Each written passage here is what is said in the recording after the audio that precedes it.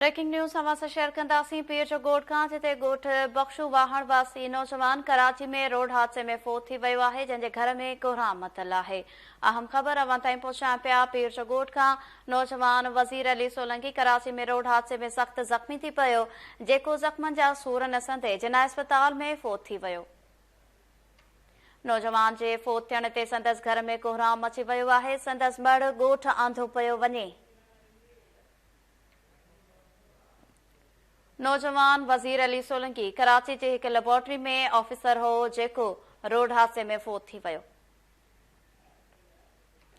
पीर जो ॻोठ खां इहा ख़बर अवां ताईं पहुचायूं पिया। ॻोठ बख्शू वाहण वासी नौजवान कराची में रोड हादसे में फोत थी वियो आहे। घर में कोहराम मतल आहे।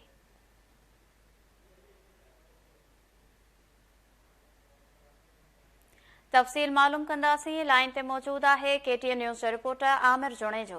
जी आमिर जुणेजो, छा तफ़सील आहिनि? जी बिल्कुल रोशनी, तिरगोठ वासी नौजवान आहे कराची में रोड हादसे में फोत थी वियो आहे। संदसि घर में कोहराम अची वियो आहे।